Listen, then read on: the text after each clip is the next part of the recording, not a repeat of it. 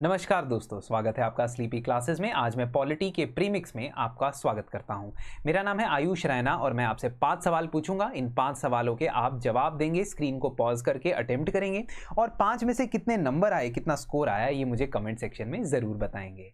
चलिए शुरुआत करते हैं विदाउट वेस्टिंग टाइम। पहला सवाल आपकी स्क्रीन पे है, स्क्रीन पॉज करें, क्वेश्चन पढ़े, अटेम्प्ट करें और फिर बताइए कि आपका क्या जवाब है।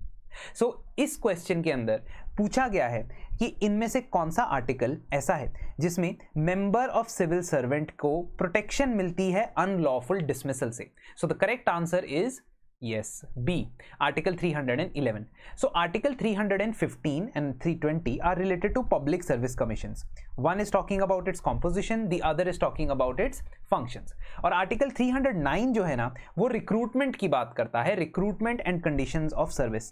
लेकिन डिसमिसल की जो बात है वो आर्टिकल 311 में की गई है। दो बातें यहां से जानने वाली हैं। एक, किसी भी पब्लिक सिविल सर्वेंट को, चाहे वो यूनियन की सिविल सर्विसेज में हो, चाहे वो ऑल इंडिया सिविल सर्विसेज में हो या वो स्टेट की सिविल सर्विसेज में हो, उसे डिसमिस या रिमूव वही अथॉरिटी कर सकती है जिसके इक्विवेलेंट अथॉरिटी ने उसे अपॉइंट किया था। So if it was appointed by the centre, they can be removed only by the centre, only by the president in cases of all India services. तो ये चीज आपने ध्यान रखनी है। दूसरा, किसी भी सिविल सर्वेंट को रिमूव करने से पहले ये कंपल्सरी है कि उसे एक अपॉर्चुनिटी दी जाए, इंक्वायरी के दौरान एक रीजनेबल अपॉर्चुनिटी दी जाए अपना पक्ष रखने की, उसके खिलाफ जो आरोप लगे हैं उन चार्जेस को कंटेस्ट करने की। तो ये एक तरीके से प्रोटेक्शन प्रोवाइड की गई है to civil servants from dismissal और रिमूवल। इसीलिए article 311 is the correct answer. Second question, finance commission से जुड़े ढेर सारे सवाल पूछे गए हैं पहले यूपीएससी में भी और यूपीएससी के द्वारा कंडक्ट किए गए बहुत सारे एग्जाम्स के अंदर, सीडीएस, सीएपीएफ। वहीं से मैं एक सवाल लेके आया हूं। बताइए, Two statements about finance commission, please tell which are the correct statement. तो सही जवाब से पहले स्टेटमेंट पढ़ते हैं। 15th Finance Commission used fiscal effort as a criteria for horizontal devolution, unlike 14th Finance Commission. Second statement है, दोनों 14th and 15th Finance Commission used pre-2011 demographic variables as a criteria for horizontal devolution. तो इसका answer है सिर्फ पहली statement correct है। देखिए, tax effort या फिस्कल एफर्ट, इसका जो परसेंटेज डिसाइड किया गया था 15th फाइनेंस कमीशन के द्वारा वेटेज का, वो 2.5% था। आखिर आपको समझना होगा कि फाइनेंस कमीशन जो कॉन्स्टिट्यूशनल बॉडी है अंडर आर्टिकल 280, हर 5 साल बाद कंस्टिट्यूट की जाती है। उसको टर्म्स ऑफ रेफरेंस दिए जाते हैं, लेकिन कॉन्स्टिट्यूशनली उसकी सबसे इंपॉर्टेंट रिस्पॉन्सिबिलिटी ये होती है कि जो डिविजिबल पूल ऑफ टैक्सेस है, यानी टैक्स इनकम से आया पैसा सेंटर के पास जो है, उसमें से स्टेट्स को कितना परसेंटेज शेयर देना है, उसे वर्टिकल डेवल्यूशन कहते हैं। और हर एक स्टेट को कितना परसेंटेज शेयर मिलेगा, उसे हॉरिजॉन्टल डेवल्यूशन कहते हैं। तो vertical as well as horizontal devolution के ऊपर ये अपनी रिकमेंडेशन देता है। Recommendation is based on certain criteria. कौन से स्टेट को कितने पैसे मिलेंगे, ये क्राइटेरिया पे बेस्ड है। तो पहली जो स्टेटमेंट थी जिसमें ये कहा गया था कि 15th फाइनेंस कमीशन में टैक्सेशन और फिस्कल एफर्ट्स के ऊपर परसेंटेज वाइज वेटेज दी गई, वो बिल्कुल सही है। 14th फाइनेंस कमीशन में ऐसा कोई प्रावधान नहीं था, ऐसी कोई वेटेज नहीं थी। सेकेंड स्टेटमेंट जो थी, जिसके अंदर आप बात करते हो पॉपुलेशन की, तो 2011 की पॉपुलेशन को यहां पे कंसिडर किया गया है इन 15th फाइनेंस कमीशन, बट 2011 से पहले के किसी सेंसस की पॉपुलेशन को कंसिडर नहीं किया गया है। इसका मतलब the second statement is incorrect. यहां पे क्या लिखा था, both 14th and 15th finance commission used pre-2011 demographic variables, but that is incorrect. 2011 की पॉपुलेशन को यहां इस्तेमाल किया गया और यहां पे इस्तेमाल किया गया दोनों के पॉपुलेशन को, 2011 की भी और 1971 की भी। तो इसका मतलब सही स्टेटमेंट है पहली स्टेटमेंट।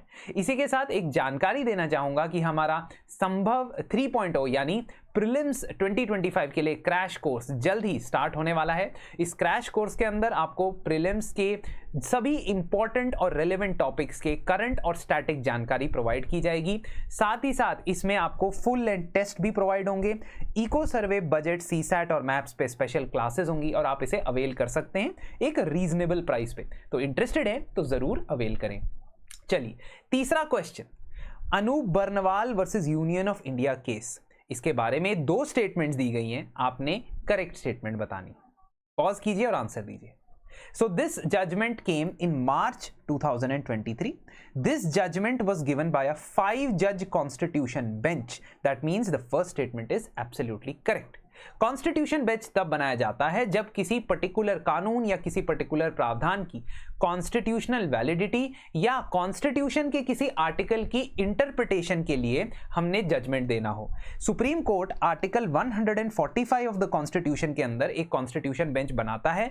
कॉन्स्टिट्यूशन बेंच में 5 से कम जजेस नहीं हो सकते हैं। तो पहली स्टेटमेंट बिल्कुल सही है। दूसरी स्टेटमेंट में गड़बड़ है। क्यों? क्योंकि जजमेंट में यह जरूर बताया गया था कि इलेक्शन कमिश्नर्स का रिमूवल जजेस ऑफ सुप्रीम कोर्ट की तरह होना चाहिए, but that was only a recommendation. That was only a recommendation that was not included in the final judgment as a applicable or implementable point. तो इसी की वजह से आप इस स्टेटमेंट को सही नहीं कर सकते हो. पहली स्टेटमेंट बिल्कुल सही. तो 5 जज का कॉन्स्टिट्यूशन बेंच बैठा और इसने कहा कि देखो, current procedure for appointment of members of ECI it violets the constitution और इसीलिए आर्टिकल 324 के तहत ये सही नहीं है. आपको क्या करना चाहिए? आपको basically election commissioner of India की अपॉइंटमेंट के लिए एक 3 मेंबर सिलेक्शन कमेटी बनानी चाहिए. इस 3 मेंबर सिलेक्शन कमेटी के अंदर होने चाहिए तीन मेंबर, तो 3 लोग होंगे: prime minister, leader of opposition in Lok Sabha and chief justice of India. जब तक इलेक्शन कमीशन की अपॉइंटमेंट्स के लिए नया कानून नहीं बन जाता, जो प्रोसीजर ले डाउन नहीं करता, जो सिलेक्शन कमेटी नहीं बताता, तब तक आप इस पर्टिकुलर सिलेक्शन कमेटी की बेसिस पे अपॉइंटमेंट्स करेंगे. ऐसा मार्च 2023 में सुप्रीम कोर्ट ने कहा. तो दिसंबर 2023 में पार्लियामेंट में कानून पास कर दिया गया जिसके तहत इलेक्शन कमिश्नर और चीफ इलेक्शन कमिश्नर्स की अपॉइंटमेंट के लिए 3 मेंबर की सिलेक्शन कमेटी बनाई गई. इसमें फर्क सिर्फ इतना था कि इसमें प्राइम मिनिस्टर थे, लीडर ऑफ ऑपोजिशन इन लोकसभा थे, लेकिन चीफ जस्टिस ऑफ इंडिया नहीं थे. इसमें थे कैबिनेट मंत्री, कैबिनेट मिनिस्टर. ठीक है. तो पर्टिकुलरली अनूप बर्नवाल केस इससे जुड़ा था. ठीक है. दूसरी जो स्टेटमेंट थी, that was just a concurring opinion to extend the provision to election commissioners as well.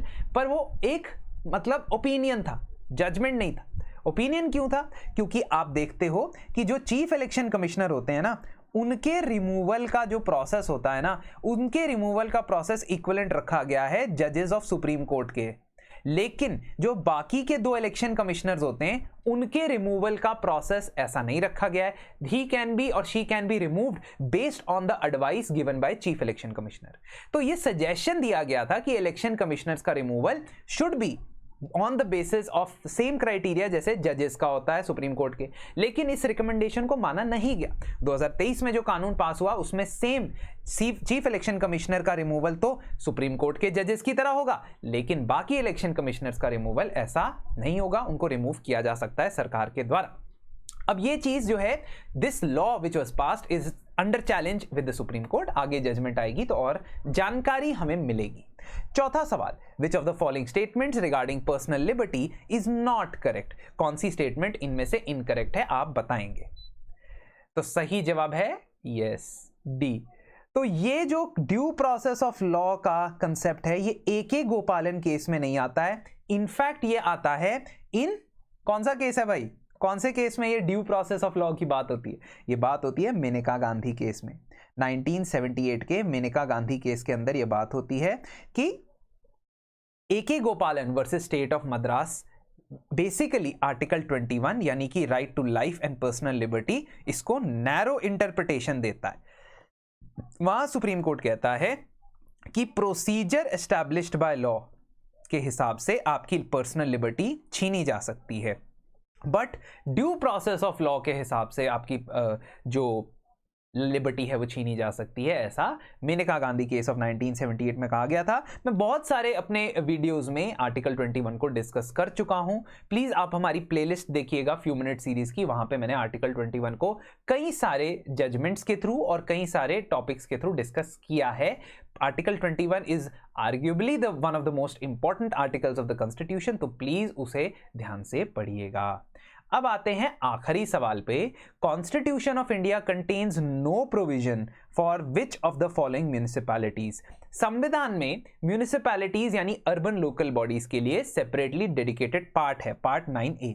वहां पे कौन सी अर्बन लोकल बॉडीज के बारे में नहीं लिखा है, इन चारों में से आपने मुझे बताना है। So the correct answer is D, town panchayat नाम की कोई बॉडी नहीं है। नगर पंचायत, म्युनिसिपल कॉर्पोरेशन और म्युनिसिपल काउंसिल, इन तीन का मेंशन आपको संविधान के आर्टिकल 243Q में मिल जाएगा, जहां पे ये कहा गया है कि हर स्टेट में या तो नगर पंचायत बनाई जाएगी ऐसे एरिया के लिए जो रूरल टू अर्बन ट्रांजिशन हो रहा है, या म्युनिसिपल काउंसिल बनाई जाएगी स्मॉलर एरिया के लिए, या म्युनिसिपल कॉर्पोरेशन बनाई जाएगी लार्जर अर्बन एरिया के लिए। तो इस तरीके से आप इस क्वेश्चन को ये समझ सकते हैं कि इन तीन के अलावा संविधान में और किसी का मेंशन नहीं है।